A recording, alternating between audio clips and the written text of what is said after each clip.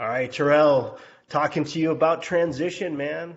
Well, I'm so glad to have you on the show, I don't know if it's a show, it's a post, whatever it is. Uh, but I've really been wanting to talk to you for a long time. I know we were at Facebook at the same time. I don't think we ever ran into each other, but your transition story is really cool.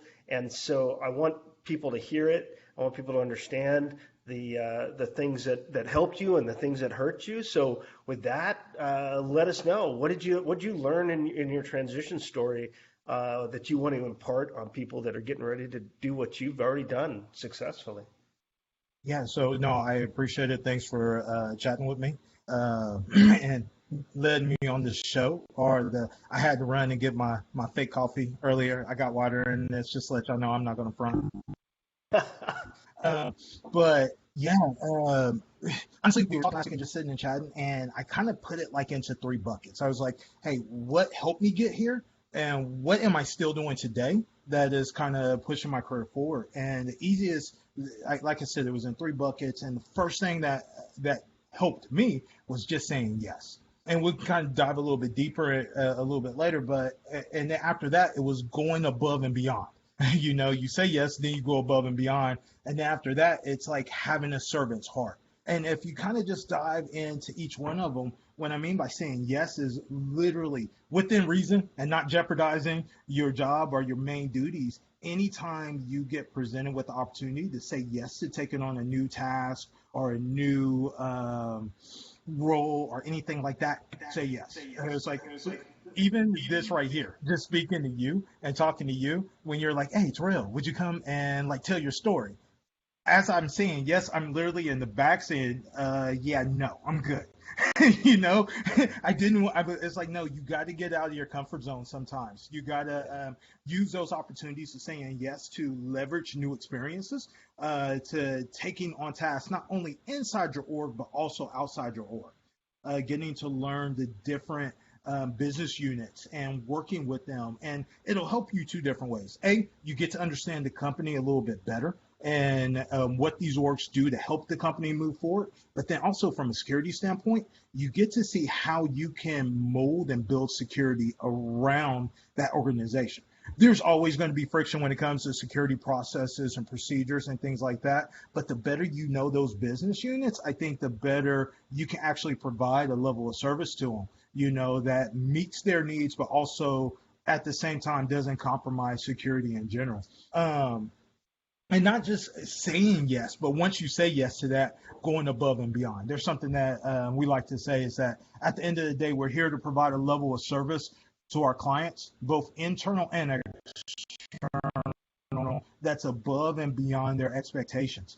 We also have another little saying, it's like we do the ordinary extraordinarily well. And what I mean by that is once you say yes, no matter the task, people are going to be looking at you. They're going to look at how you take that task on. They're always going to be evaluating you and how you do it. So do it to the best of your ability. Literally, if you're a door greeter, be the best door greeter that's out there. Make everybody laugh, make everybody smile that's walking through the door, because you're setting that expectation as they are walking through that door of not only what security is about, but what the company is about. So you have a unique opportunity there. So no matter what the task is, no matter how big, how small, always do it to the best of your ability and go above and beyond.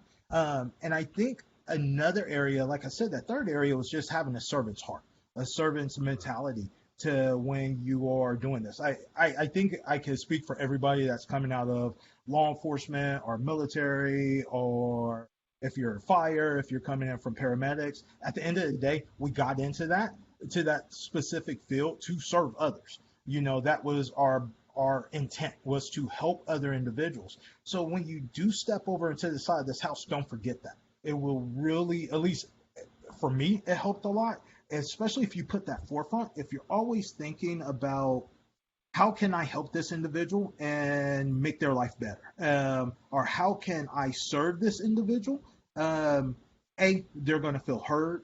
They are going to feel that you are taking their best interest at mind, especially if you're very empathetic with their problem or situation. Again, we were talking about friction. I mentioned that a little bit earlier. We're not going to always do it the way they want done. But if they know they're heard, if they know that you have their best interests at mind, even though we may not do it the way they want it done or come to that final resolution where it's 100% the way they want it done, they'll probably be more willing to work with you and take it on. So if I could say anything that's helped me get to the position that I'm in, and not only helped me and still is helping me as I move forward, is that I'm saying yes all the time, making sure I get out of my comfort zone, making sure that I'm learning about how I can help and be a value add and a force multiplier to the company overall. I'm always going above and beyond. No matter what the task is, I'm going to do my very best. Not only because I'm watched. It's not about being watched or being seen, but it's just having that integrity inside that you want to do your best, and you always just want to ensure that at the end of the day, you're laying it all out on the line and just doing it with a servant's heart. And I think that's just best left unsaid. I mean, just not to dive into it anymore. It's just, just have that heart to serve others. And what's great is that I think you're absolutely right. People coming into public safety already have that, and we just need to translate it over to the private sector, because it does translate. That servant heart, you're so right. It does translate exactly. And one thing that I love about what you were saying is, you're essentially you say yes, because especially when you get into the physical security side, you're so conditioned to say no to everything. Hey, could I get an extra badge because I'm always leaving mine at home? No. We're so conditioned to say no to literally everything, but you can't anymore. You have to be a good partner in the business unit. No matter what business unit they are, there's an expectation that you're going to try and enable whatever they need to happen, and which is a bit of a foreign concept, or maybe not foreign. Maybe it's a newer concept over the last 5 or 10 years. That physical security is now, because it's so ingrained into resiliency, it's so ingrained into safety, and so we really can't say no. I love the idea of over delivering what your role is. That's so great, and for people to remember, this is not the retirement job. This is an actual real live career. I don't know why anybody thought that it wasn't. I certainly thought it was going to be easier than it has been, but I definitely didn't think it was going to be the career where I go put my feet up and I just make hundreds of thousands of dollars a year. You really do have to work at it. Now, when you decided to make that transition, was that something you were planning for, or is that something that you utilized your resources to do, or how did you get from law enforcement into the security side? I'll be honest with you, it wasn't. It was one of those, I met my wife at a conference. I was doing some executive, and she lived in California. I lived in Kansas. It was too cold, so she wasn't moving to Kansas. So I made the move over here to California. And literally, it was a stepping stone. Kind of like you said, it's like, I have all these years of experience. I had just stepped away from, I was on DEA task force doing some work for them. I was like, yeah, I'll get a job easily. And that was at the time where we were actually just suspending and academies during that 2008, 2009 time period. And I actually got lucky where I landed at a location that I found out security wasn't just about turning doorknobs and handles. We actually empowered, like you said, we empowered our team. We had like built-in succession. We trained our specialists to be supervisors, our supervisors to be managers, and our managers to be clients. And I bring that same mentality as I'm working with our contract vendors now. It's that we want people to be able to make this a career, even if it's a stepping stone into another organization or wherever the case may be, and even if it's into law enforcement, I'm fine with that. But we want you to step away with, hey, it's not just about rattling door handles. We want to teach you about fire systems. We want to teach you about access control. We want to teach you about video monitoring, our intrusion device systems. If you want to get on the backside and you want to do office support, let's teach you about HR, how that works. Let's teach you about co-employment. Let's teach you about finances.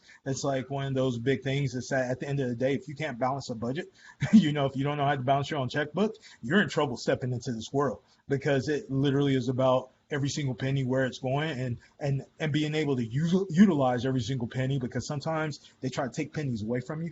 Yeah. and try to hide them from you. So you got to get creative with your budgets so you can get things done. So yeah, and that goes back to that saying, yes. And I think like for me coming over and starting on the contract side and working in the different vertical markets of being healthcare, biofarm, high tech, high rise, and saying yes so many times, I got to see how things worked and how things didn't work. So even in this position, I took all those tools and skill sets and put them in my toolbox, even the ones I didn't like, so I can look at them.